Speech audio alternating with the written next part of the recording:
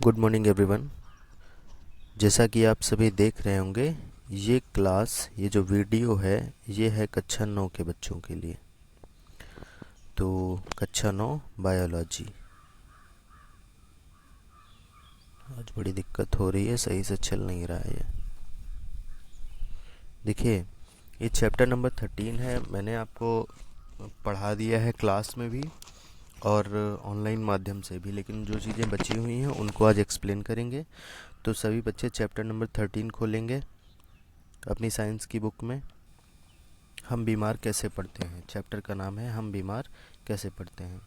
यहाँ पे मैंने बहुत सारी चीज़ें आपको बताई थी। रोग क्या होते हैं, कैसे फैलते हैं, किस किस प्रकार से होते हैं, बैक्टीरिया के द्वारा होते हैं, वायरस के द्वारा होते हैं, ये सारी चीज़ें बता दी थी मैंने।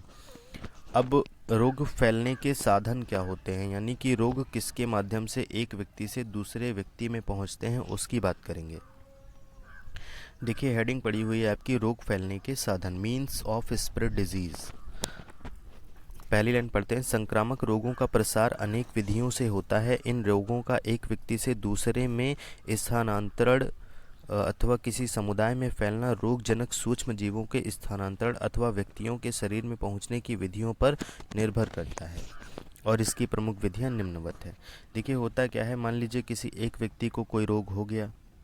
फॉर एग्जाम्पल, बहुत कॉमन डिजीज़ जिसका नाम है जुकाम।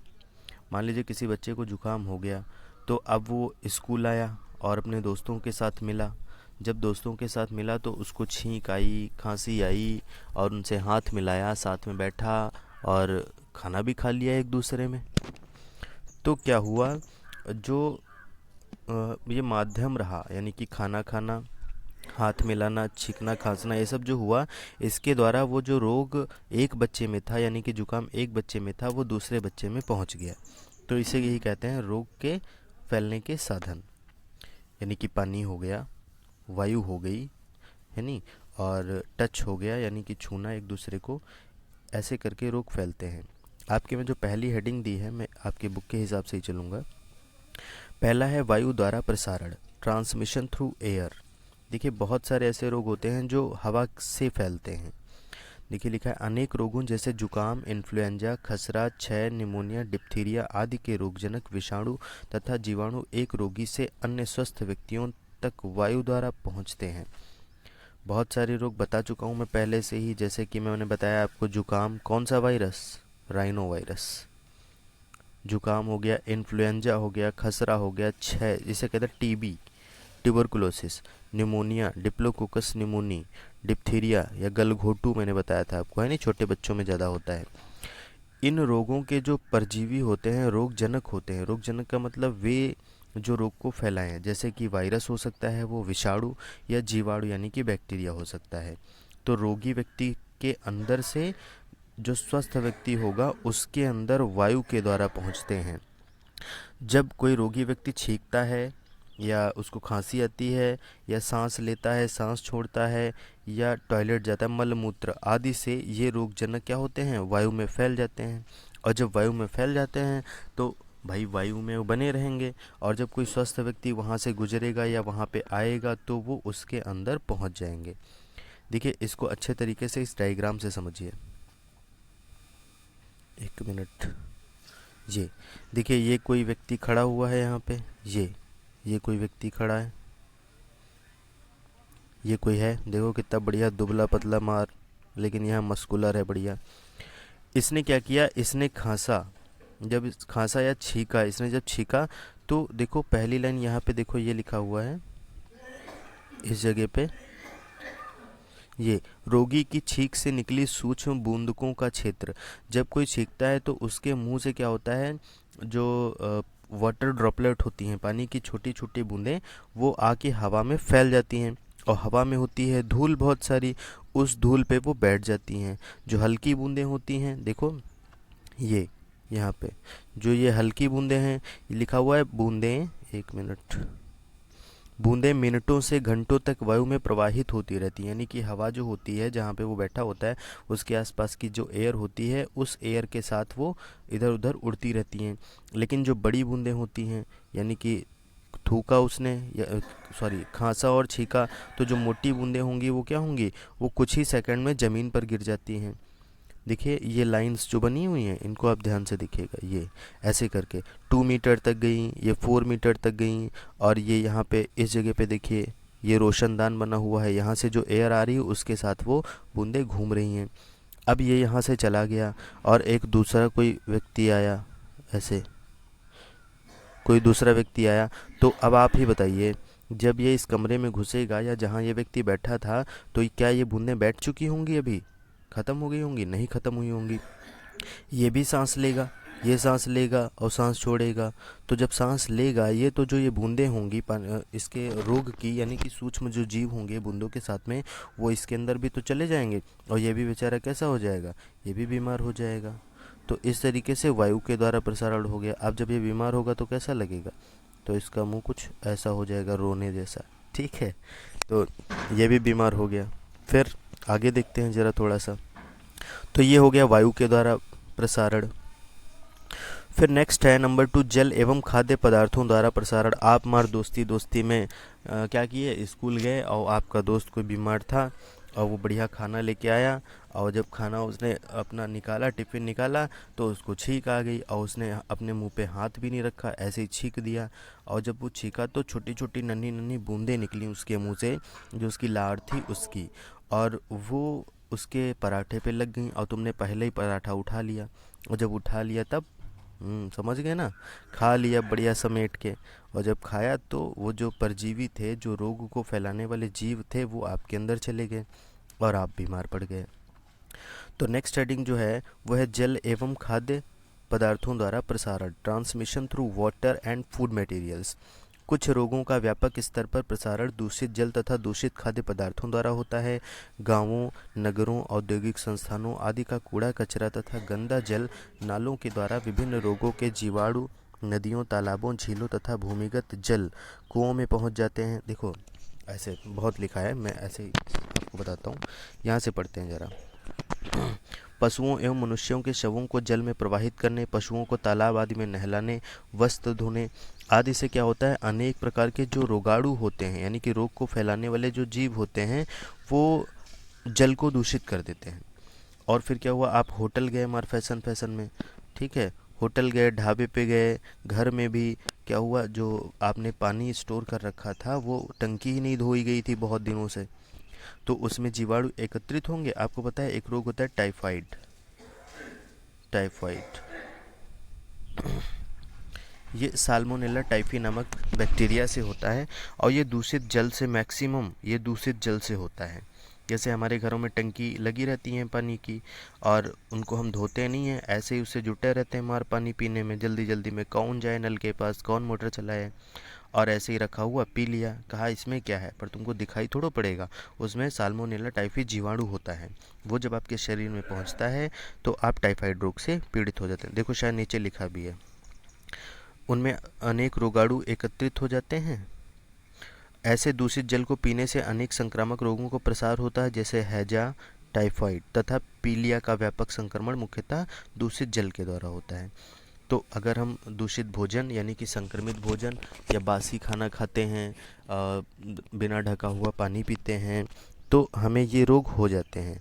मान लीजिए एक ग्लास रखा हुआ था, ठीक ऐसे, और ये आप होटल गए, बढ़िया ग्लास रखा था, पानी से भरा हुआ, बढ़िया इसमें पानी भरा हुआ था, और उसी ग्लास से किसी दूसरे एक व्यक्ति था, उसने पानी पिया था, इसने पानी पिया था, ये बेचारा बीमार था, और तुम भी गए, तुमने ऐसे गिलास उठाया, बस ऐसे जल्दी जल्दी धो लिया, प्यास तुमको बहुत तेल लगी थी और तुमने भी पी लिया, तो क्या होगा, जो इसको रोग था वो तुम्हें भी हो जाएगा। ठीक है, तो इसलिए हमें साफ़ सुथरा रहना चाहिए और साफ़ सुथरे बर्तनों में खाना और पानी पीना चाहिए, खाना खाना चाहिए।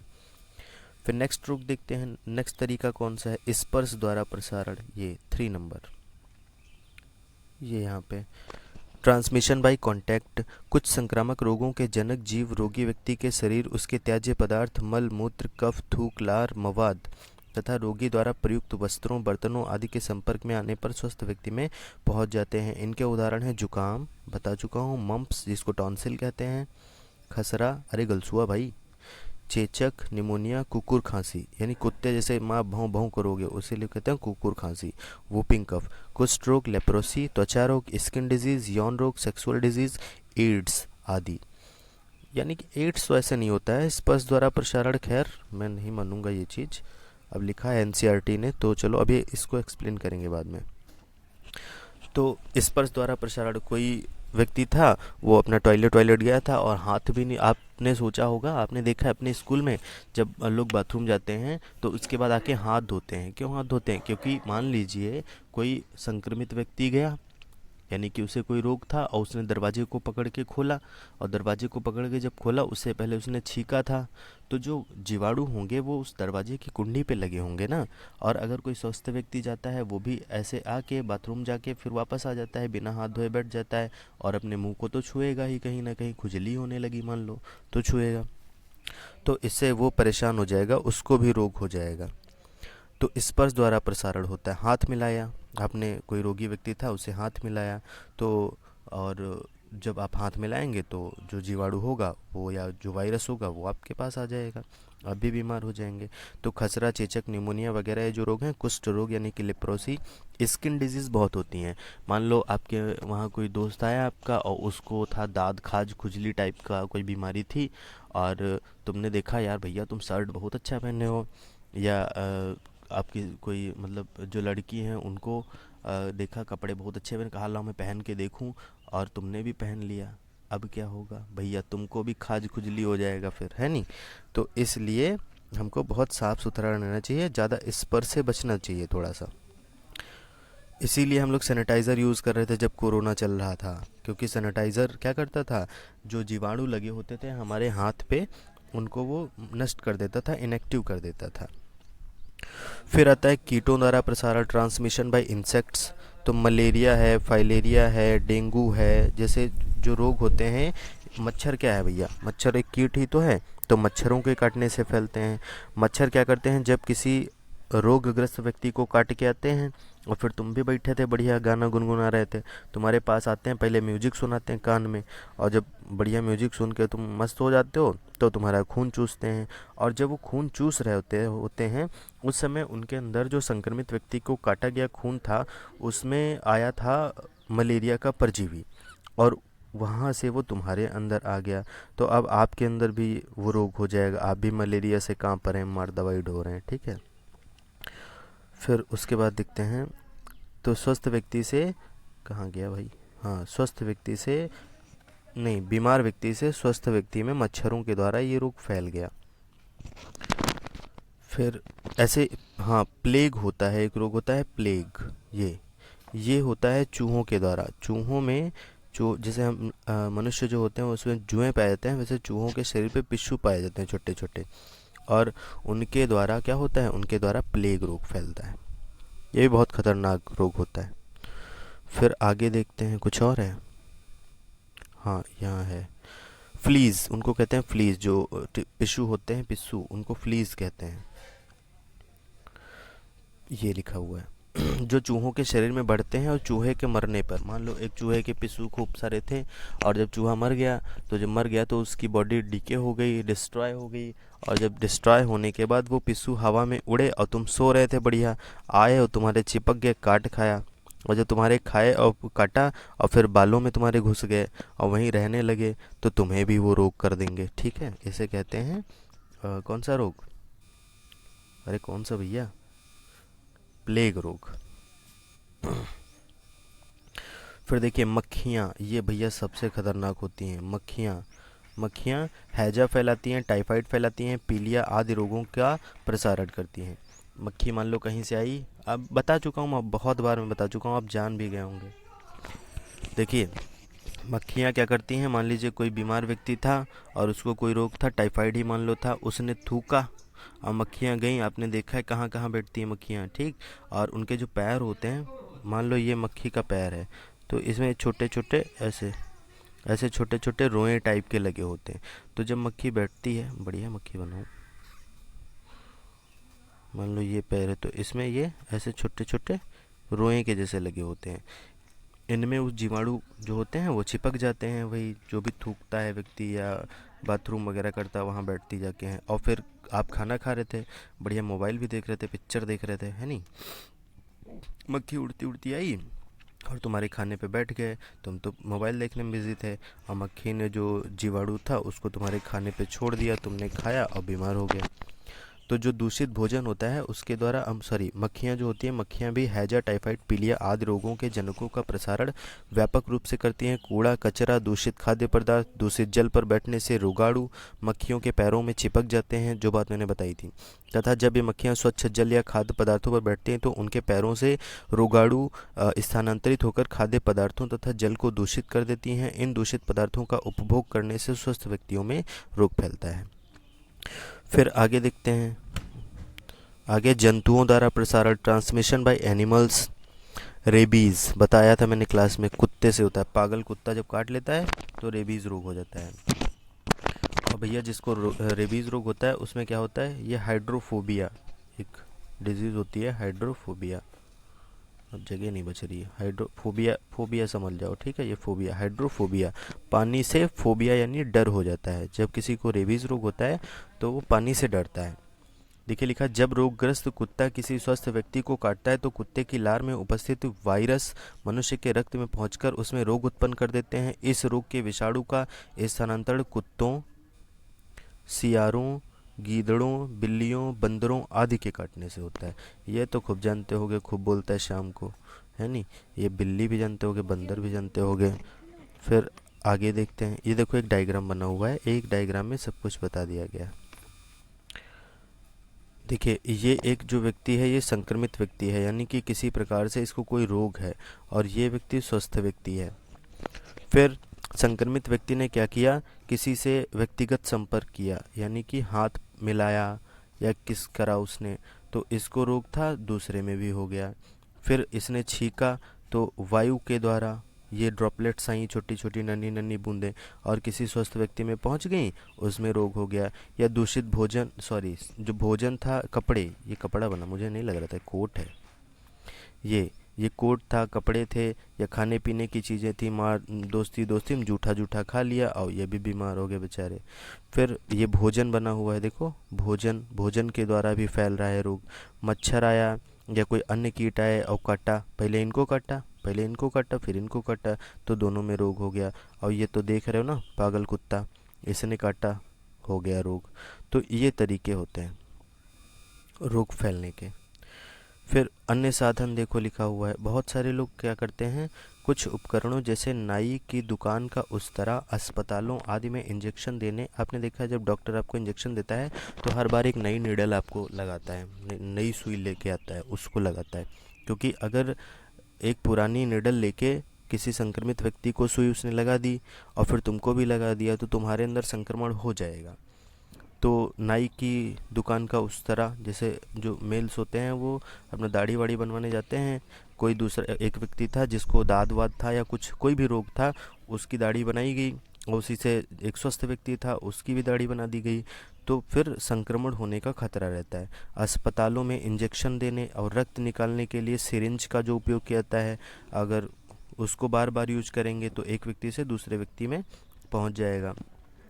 इससे क्या होता है, बहुत सारे त्वचा रोग होते हैं, और एक सबसे खतरनाक रोग होता है एड्स, जिसको कहते हैं एक्वायर्ड इम्यूनो डेफिशिएंसी सिंड्रोम।